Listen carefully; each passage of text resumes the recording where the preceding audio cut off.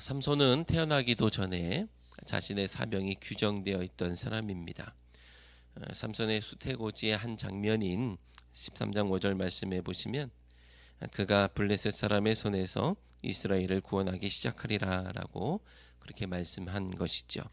구원할 것이면 구원할 것이다 라고 하면 되는 것인데 왜 구원하기 시작할 것이다 라고 한 것일까요?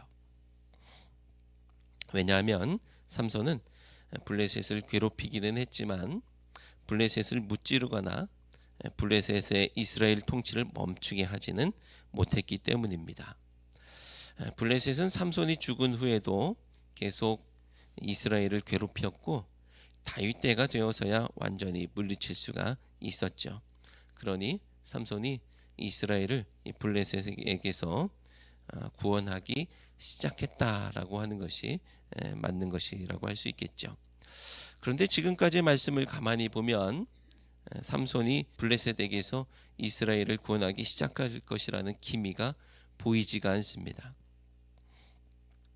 왜냐하면 삼손이 블레셋을 좋아했기 때문이죠. 블레셋 여인을 사랑했고 또 블레셋의 젊은이 30명을 친구 삼기도 했습니다. 이스라엘 민족의 관점에서 보면 삼손은 매국노까지는 아니어도 친일파와 같은 친불파에 속한다고 할 수 있겠죠. 우리 민족에게는 원수인 일본을 유독 사랑하는 사람들이 있는 것처럼 삼손이 지금 이스라엘에게 원수 같은 존재인 블레셋을 사랑하고 있습니다. 삼손은 게다가 자신이 사살하는 정체성도 없고요. 그리고 이스라엘을 구원할 생각도 없는 상황입니다. 이래서야 삼손이 어떻게 이스라엘을 블레셋에게서 구원하기 시작할 수 있겠습니까? 하지만 하나님은 비록 삼손의 상황이 이스라엘을 구원할 처지는 아니라 할지라도 그가 자신도 모르는 사이에 그 일을 감당하게 하시고 역사를 이끌어 가십니다. 그리고 그것을 위해서 삼손의 마음속에 지금까지와는 다른 한 가지 마음을 주십니다. 바로 블레셋을 미워하는 마음이죠. 7절 말씀을 함께 읽겠습니다. 삼손이 그들에게 이르되 너희가 이같이 행하였은즉 내가 너희에게 원수를 갚고야 말리라 하고. 아멘. 삼손은 블레셋 사람들을 친구로 삼고 잘 지냈었는데 지금은 원수가 됐습니다. 14장에서도 수수께끼와 내기 때문에 이런저런 갈등이 있기는 했지만 한동안의 시간이 흐르고 마음을 추스르고서는 다시 잘 지내보고자 하는 그런 마음이 드는 상황이었는데 지금은 원수가 됐습니다.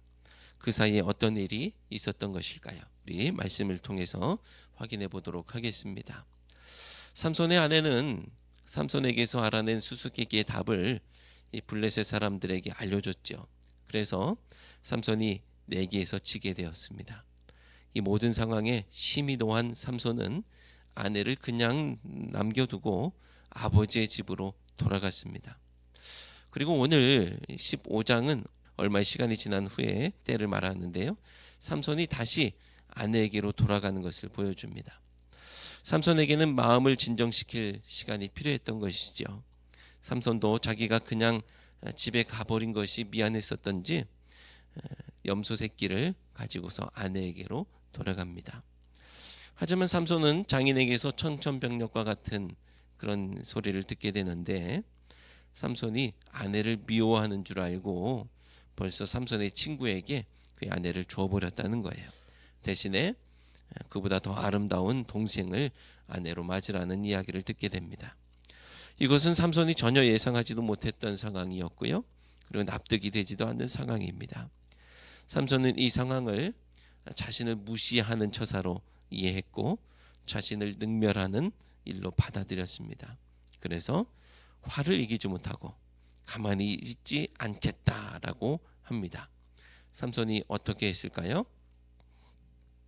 4절 5절 말씀을 통해서 함께 확인해 보겠습니다. 삼손이 가서 여우 300마리를 붙들어서 그 꼬리와 꼬리를 메고 회를 가지고 그 두 꼬리 사이에 한 회를 달고 회에 불을 붙이고 그것을 블레셋 사람들의 곡식밭으로 몰아들여서 곡식단과 아직 배지 아니한 곡식과 포도원과 감람나무들을 사른지라. 아멘.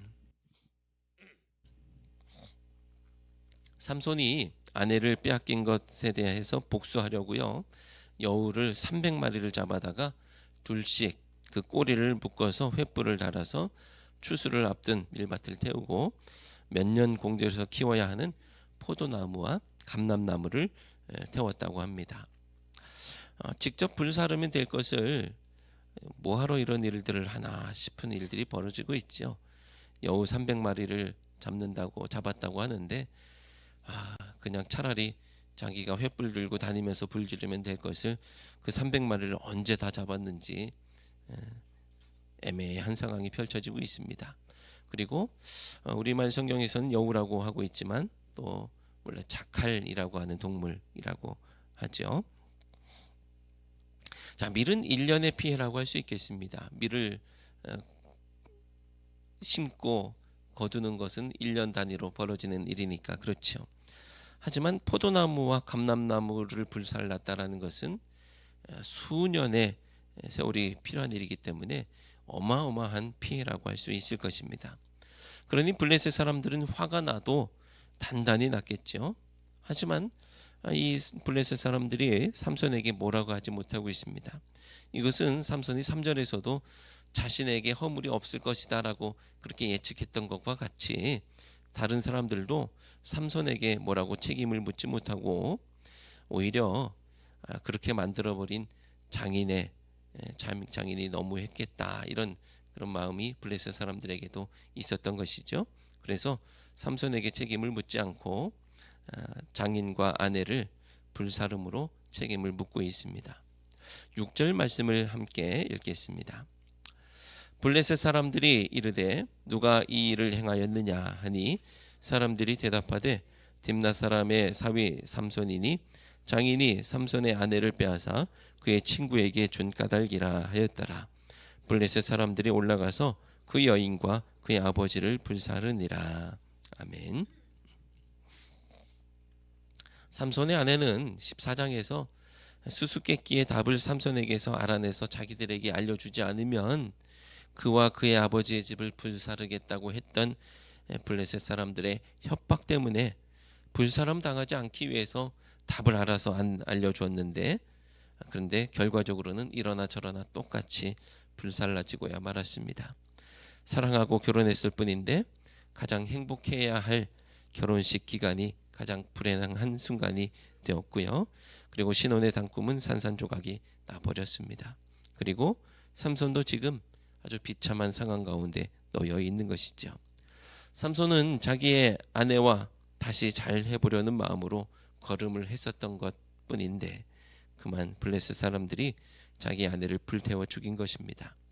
삼손은 건드리지 못하니 사랑하는 아내를 죽임으로 복수한 것이라고 볼 수도 있겠지요. 삼손은 그 사랑하는 아내를 그렇게 세 번 잃게 됩니다. 결혼잔치 중에 수수께끼의 답 때문에 잃었고요. 그리고 돌아왔을 때 친구에게 팔아버린 장인 때문에 잃었고, 그리고 이제 블레셋 사람들이 불태워 죽여버려 잃게 된 것입니다. 삼손이 블레셋 사람들과 원수질만 하죠. 보통 공적인 부름에 응답하는 길은 개인적인 욕망을 내려놓고 또 사사로운 감정들을 내려놓고 거기에 얽매이지 않는 것인데, 근데 삼손은 역설적으로 개인의 욕망과 개인적인 원수를 갚음으로 공적인 부름에 응답하고 있는 것을 보게 됩니다. 삼손은 블레셋을 좋아했다가 또 블레셋을 미워하게 됐죠. 블레셋을 향한 미움은 이스라엘을 블레셋의 손에서 구원하기 시작하는 한 걸음 한 걸음이 되었던 것입니다. 사랑하는 성도 여러분, 세상 연락을 즐기던 내가 그것을 미워하기 시작할 때 나는 하나님의 일을 위한 한 걸음을 걷게 되는 줄로 믿습니다. 여러분이 지금 사랑하고 있는 그것들, 여러분들이 지금 마음을 두고 있는 그것들, 하지만 그것들은 우리를 압제하고 있는 블레셋의 현실이라는 것을 기억하시기 바랍니다. 거기에 안주하면 그것으로부터 구원받을 수가 없는 거예요. 그것이 이미 너무 편안해졌다고 해서 좋은 게 아니고요. 그것이 너무 익숙하다고 해서 그게 좋은 것이 아닙니다. 삼손이 그랬던 것처럼 내가 좋아하던 것을 미워하기 시작하는 것은, 내가 즐기던 그것을 미워하기 시작하는 것은 바로 하나님의 일을 위한 첫걸음이라는 사실을 기억하시기 바랍니다. 그럴 때에 내가 그것을 미워하기 시작할 때에 하나님의 일을 시작할 수 있게 되는 거예요. 내가 좋아하던 것, 내가 마음을 두던 그것, 이미 너무나 편안해져서 거기에 내가 빠져 있다 할지라도 내가 거기에 미워하는 그것을 미워하기 시작할 때에 하나님의 일들이 시작된다는 사실을 기억하시고, 내가 무엇을 미워해야 되는지, 무엇에 마음을 두어야 되는지 분명히 하는 우리 모두가 되시기를 바랍니다. 삼손이 자기의 아내를 불태워 죽인 블레셋 사람들을 가만히 둘 수 있을까요? 가만히 둘 수 없겠죠. 그 미움이 하나님의 일을 위한 동력이 되었습니다. 삼손은 그들을 크게 쳐서 죽이고 유다 지역의 에담 바위 틈에 머물렀다고 합니다. 블레셋에서 일을 냈으니까 유다 지역으로 가서 이제 숨어 있든지 피해 있든지 하게 된 것이죠. 그때 블레셋은 삼손을 결박하고 똑같이 해주겠다라는 그 마음으로 군사를 일으켜서 유다의 진을 치게 됩니다. 그러자 유다에 난리가 났습니다. 비록 블레셋의 통치를 받고 있었긴 하지만 평온하게 잘 살고 있었는데, 이 블레셋의 군사가 일어나서 자기 지역에 왔으니까 불편할 수밖에 없죠. 난리가 났습니다. 그래서 유다 사람 3,000명이 일어났습니다. 자, 유다에 3,000명이 일어났다는 것은 우리가 블레셋과 싸우려고 일어난 것인가 라고 생각할 수도 있지만 그렇지가 않아요. 블레셋과 싸우려고 일어났다고 한다면 좋았겠지만 그렇지가 않습니다. 그들은 블레셋과 싸우려는 것이 아니고요, 오히려 삼손을 잡으려는 것이었습니다.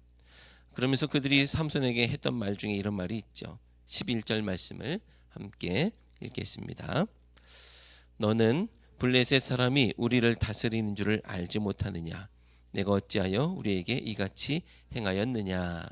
아멘. 자, 유다 사람들은요, 블레셋 사람들이 자기들을 통치하고 있다는 사실을 아주 인정해 버리고 있는 거예요. 야, 우리 지금 블레셋의 통치 가운데 평안하게 잘 살고 있는데 왜 일을 만들고 있어? 이러고 있는 겁니다. 40년을 블레셋에게 조공을 바치며 편안하게 살았는데 왜 갑자기 불편하게 만들었느냐는 거예요. 그리고 일어난 3,000명의 군사는 블레셋을 미워하거나 대적하는 것이 아니고요, 오히려 누구를 미워하고 있습니까? 삼손을 미워하고 있는 거예요. 그래서 삼손을 잡아서 블레셋에게 바칩니다. 유다는, 이스라엘은 구원의 필요를 못 느끼고 있어요. 그리고 삼손도 사실은 이스라엘을 구원해야 되겠다라는 마음이 없습니다. 그가 사살하는 정체성도 없었죠. 오직 하나님만이 이스라엘의 구원에 관심이 있으시고, 오직 하나님만이 이스라엘이 구원받아야 된다고 생각하고 계십니다. 그리고 구원의 필요를 느끼지 못하는 유다 사람들, 그리고 구원해야 되겠다라는 마음도 없었던 이 삼손을 통해서 일하고 계십니다. 삼손이 유다에 잘 숨어 있었으면 아무 일도 일어나지 않았겠지만, 유다가 삼손을 잡아서 블레셋에게 넘겨줄 때에 일이 일어났습니다. 14절 15절 말씀 함께 읽겠습니다. 삼손이 레이의 이름에 블레셋 사람들이 그에게로 마주 나가며 소리 지를 때 여호와의 영이 삼손에게 갑자기 임하시매 그의 팔 위에 밧줄이 불탄 삼과 같이 그의 결박되었던 손에서 떨어진지라. 삼손이 나귀의 새 턱뼈를 보고 손을 내밀어 집어들고 그것으로 1,000명을 죽이고. 아멘. 유다 사람들에게 순순히 잡힌 삼손은 블레셋 사람들 1,000명을 손쉽게 처치했습니다. 그리고 그에게 극심한 갈증이 찾아왔고 마침내 하나님께 다음과 같이 부르짖죠. 18절 말씀을 함께 읽겠습니다. 삼손이 심히 목이 말라 여호와께 부르짖어 이르되 주께서 종의 손을 통하여 이 큰 구원을 베푸셨사오나 내가 이제 목말라 죽어서 할례 받지 못한 자들의 손에 떨어지겠나이다 하니. 아멘. 부르짖지 않는 시대에 또 삼손도 민족을 위해 부르짖어 본 적도 없었는데 자기의 목마름 때문에 부르짖는 모습은 큰 감동을 주지는 못합니다. 하지만 이 기도에 그의 작은 신앙 고백이 담겨 있는데 하나님께서 자기의 손을 통해서 구원을 베푸셨다는 거예요. 여기에는 대비되는 모습이 담겨 있습니다. 삼손은 갈증을 느끼고 있지만 이스라엘은 구원의 필요를 느끼지 못하고 있습니다. 삼손이 목말라서 부르짖었다면 이스라엘도 부르짖을 수 있어야 하는 것입니다. 구원에 목마르고 또 자유와 해방에 목마르고 하나님의 통치에 목말라 하나님께 부르짖어 기도해야 했던 것이죠. 악을 미워하는 것이 하나님의 일을 위한 한 걸음이 되었던 것처럼 선과 생명에 대한 목마름은 하나님의 구원을 부르짖어 구하게 하고 하나님께서 일하시는 동력이 되는 줄로 믿습니다. 악을 미워하고 불의를 미워하고 불법을 미워할 뿐 아니라 우리의 심령에 부으셔야 할 은혜에 목말라 하고 또 그리고 생명과 구원에 목말라 할 때에 우리는 부르짖게 되고 그 부르짖음은 결국은 응답으로 이어지는 줄로 믿습니다. 19절 말씀을 함께 읽겠습니다. 하나님이 레이에서 한 우묵한 곳을 터뜨리시니 거기서 물이 솟아나오는지라 삼손이 그것을 마시고 정신이 회복되어 소생하니 그러므로 그 샘 이름을 에나꼬레라 불렀으며 그 샘이 오늘까지 레이에 있더라. 아멘. 구원을 목말라 할 때에 하나님은 구원을 주십니다. 삼손이 목말라 부르짖었을 때에 하나님께서 레이에서 한 우묵한 곳을 터뜨리셔서 물이 솟게 하신 것처럼 하나님은 구원과 생명을 목말라 하며 부르짖는 백성들에게 한 샘이 터지게 하셔서 회복하게 하시고 소성하게 하시는 은혜를 주실 줄로 믿습니다. 사랑하는 성도 여러분, 우리에게는 어떤 목마름이 있습니까? 우리의 목마름이 오직 하나님께서 베푸시는 것에 대한 것이기를 바랍니다. 주님을 목말라 하고 주님의 은혜를 목말라 하고 주님의 생명을 목말라 할 때에 하나님께서 우리에게 하늘의 것으로 채우실 줄로 믿습니다. 그런데 가만히 보니까 삼손이 왜 목말라 하고 있느냐 하면 하나님의 일을 하다가 목말라 하고 있는 것을 보게 됩니다. 하나님께서 삼손을 통해서 구원을 베푸셨을 때에 삼손이 목말라 하고 있습니다. 제 아무리 괴력의 삼손이라고 할지라도 하나님의 일은 자기의 손으로 할 수 있는 것이 아니었던 것이고요. 하나님의 일은 그에게도 힘에 붙였던 것이죠. 우리가 무엇을 목말라 하느냐 이것도 중요하지만 우리가 무엇을 하다가 목말라 하느냐 이것도 중요합니다. 하나님의 일을 외면하고 세상의 일을 감당하다가 목말라 하고 있지는 않습니까? 하나님의 일은 뒷전에 뒀다가 세상에서 지쳐 돌아와서 갈증을 해소하려고 하고 있지는 않습니까? 우리의 목마름의 이유가 하나님의 일을 열심히 감당하다가 생기는 갈증이기를 바랍니다. 하나님의 일을 감당할 때에 부르짖게 되고 또 하나님은 응답하시며 새 힘을 얻을 때에 우리는 계속 하나님의 일을 감당할 수 있게 되는 것입니다. 20절 말씀을 함께 읽겠습니다. 블레셋 사람의 때에 삼손이 이스라엘의 사사로 20년 동안 지냈더라. 아멘. 삼손의 이야기는 아직 끝나지 않았지만 삼손이 20년 동안 사사로 지냈다라는 이야기가 이 갈증의 부르짖음 뒤에 나왔다는 것은 그의 20년 세월이 주님께서 샘이 터지게 하시는 인생, 그래서 회복하여 힘내서 감당하게 하시는 인생이었다는 것을 알게 합니다. 우리의 남은 연수가 어떻든지 우리의 삶에 샘이 터져 마시고 정신이 회복되어 주님의 일을 감당하는 인생 되시기를 주님의 이름으로 축원합니다. 기도하겠습니다. 하나님, 사사의 정체성도 없었고 이스라엘을 구원해야 하겠다는 마음도 없었던 삼손에게 미워하는 마음을 주셔서 자기도 모르게 하나님의 일을 감당하게 하셨던 것처럼 저희 마음속에도 악을 미워하는 마음을 주시옵소서. 자기도 모르게 하나님의 일을 감당할 때에 그에게 찾아왔던 갈증처럼 저희들에게도 목마름을 허락하셔서 부르짖게 하시고 주님께서 공급하시는 힘으로 회복하게 하옵소서. 미움과 갈증이 하나님의 일을 위한 도구가 되었던 것처럼 저희의 연약함과 부족함도 주님께서 들어 사용하시는 도구가 되게 하옵소서. 예수님의 이름으로 기도드리옵나이다. 아멘.